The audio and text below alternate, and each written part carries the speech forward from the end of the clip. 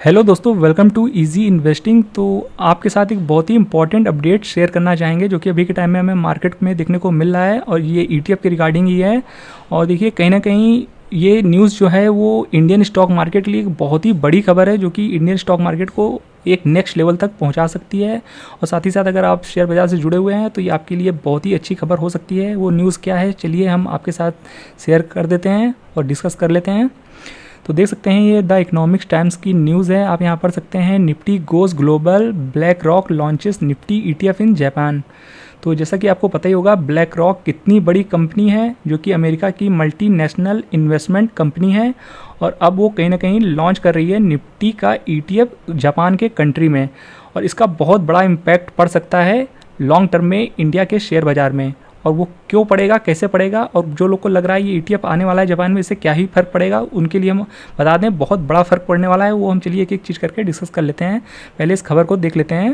तो आप नीचे ऐसे स्क्रॉल करेंगे तो सारा डिटेल्स पढ़ सकते हैं। और साथ ही साथ यहाँ पर आप ट्वीट भी देख सकते हैं जो कि एनएससी की CEO हैं आशीष चौहान जी।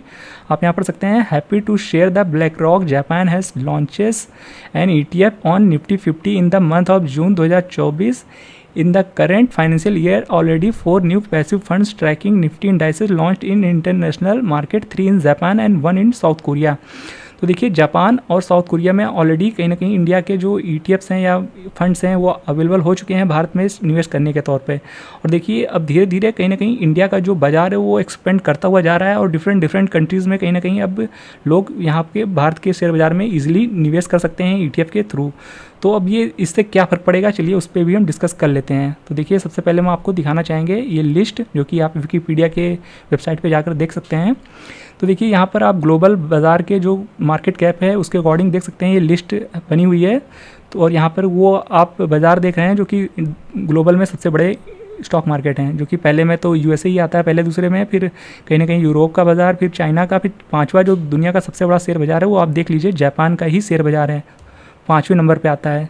और उसके बाद इंडिया का आता है 7वें 8वें पे। और देखिए, कहीं ना कहीं जापान का जो पॉपुलेशन इतना कम है और साथ ही साथ मैप में एरिया भी इनका बहुत ही छोटा सा है, पर देखिए इनका जो शेयर बाज़ार है बहुत ही बड़ा है, इंडिया से भी बड़ा है। और 6.46 ट्रिलियन डॉलर का इनका मार्केट कैप है जो कि बहुत बड़ा होता है, आप समझ सकते हैं। और इंडिया का जहाँ इतनी बड़ी पॉपुलेशन है वहाँ पर सिर्फ 5.1 ट्रिलियन डॉलर ही है। तो समझ सकते हैं कि कितना बड़ा पैसा जापान के शेयर बाज़ार में लगा हुआ है और कितना बड़ा बाज़ार है जापान का। तो जाहिर सी बात है, ऐसे मार्केट में अगर हमारा इंडिया का ईटीएफ लिस्ट होगा और जाहिर सी बात है वहाँ के लोग यानी जापान के लोग अपने पोर्टफोलियो को डाइवर्सिफाई करने के लिए और कहीं ना कहीं उसके लिए आप इंडिया के शेयर बाज़ार में निवेश करेंगे ही करेंगे। और जैसा कि हमारा जो इंडिया का शेयर बाज़ार है या इंडिया की जो इकोनॉमी है वो ग्रोइंग इकोनॉमी है, क्योंकि बाकी के जो कंट्रीज़ हैं वो टॉप 4 टॉप 5 में वो ऐसे कंट्रीज़ हैं वो कहीं जो कि कहीं ना कहीं ऑलरेडी डेवलप्ड हो चुके हैं और इंडिया डेवलपिंग कंट्री है।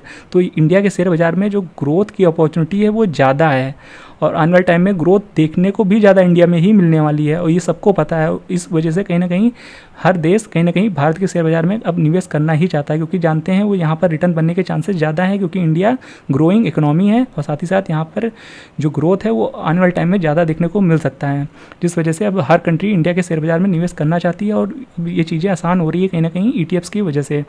आप यहाँ देख सकते हैं, Nifty in global expansion mode, black rock launches Nifty ETF in Japan.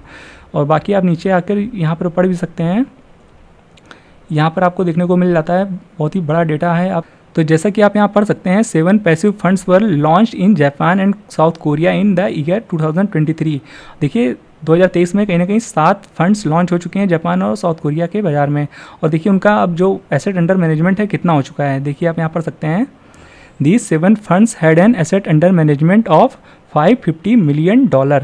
तो समझ सकते हैं कि कितना पैसा इतने शॉर्ट पीरियड में अब ग्लोबली इंडिया के बाज़ार में आने वाला है, आ चुका है। इनफैक्ट $550 मिलियन, ये कितना बड़ा फिगर होता है आप इमेजिन भी नहीं कर सकते हैं। आपको हम बताना चाहेंगे कि देखिए $1 मिलियन में देखेंगे, अगर इसको इंडियन रुपीज़ में कन्वर्ट करके देखेंगे तो सिर्फ $1 मिलियन में 8,35,46,000 रुपये होते हैं। और यहाँ पर बात हो रही है $550 मिलियन की। तो आप समझ सकते हैं कि कितना पैसा शॉर्ट टर्म में इंडिया के शेयर बाज़ार में लगता हुआ देखने को मिल रहा है और सिर्फ 1 साल के अराउंड में। और देखिए अब धीरे धीरे कहीं ना कहीं जो इंडिया के ईटीएफ्स हैं अदर कंट्रीज़ में लिस्ट होने वाले हैं, जिसकी वजह से कहीं ना कहीं अब भर भर के पैसा भारतीय शेयर बाज़ार में लगने वाला है ग्लोबली।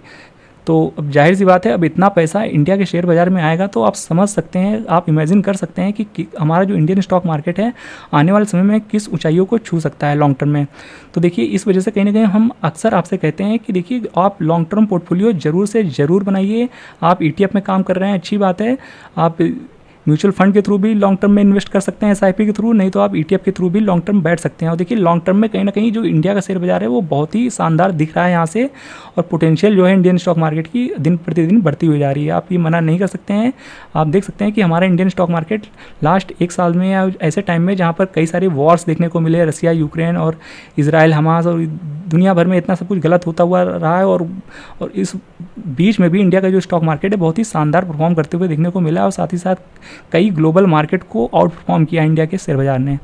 तो इस वजह से कहीं ना कहीं अगर आप लॉन्ग टर्म नहीं बैठेंगे तो आपके लिए बहुत ही बड़ी गलती हो सकती है इन फ्यूचर में। तो देखिए लॉन्ग टर्म इन्वेस्टमेंट के साथ जरूर बने रहिए और डिफरेंट सेक्टर में भी पैसा लगाइए, जिस वजह से कहीं ना कहीं आने वाले समय में आपको बहुत ही अच्छे रिटर्न देखने को मिल सकते हैं भारत के शेयर बाजार में।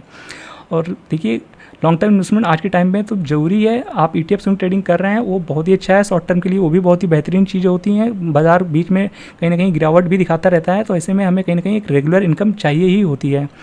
तो देखिए बाजार बीच में छोटी मोटी नेगेटिव न्यूज़ में तो रिस्पॉन्स देता ही रहेगा, पर over the period long term में शेयर बाजार काफ़ी बुलिश है इंडिया का, तो इस चीज़ को आपको ध्यान में रखना है। बीच बीच में गिरावट आएगी, उससे आपको डिस्ट्रैक्ट नहीं होना है, अपने निवेश में बने रहना है, ठीक है। तो ये था एक अपडेटेड वीडियो जो कि हमें कहीं ना कहीं हमें लगा आपके साथ शेयर करना चाहिए। और देखिए ये बहुत ही बड़ी खबर है लॉन्ग टर्म के लिहाज से इंडियन स्टॉक मार्केट के लिए। तो आई होप ये न्यूज़ जो है आपके लिए काफ़ी इन्फॉर्मेटिव रही होगी, और अगर आपको ये न्यूज़ पसंद आई है तो वीडियो को लाइक और चैनल को सब्सक्राइब करना बिल्कुल भी मत भूलिएगा। मिलते हैं नेक्स्ट वीडियो में, तब तक के लिए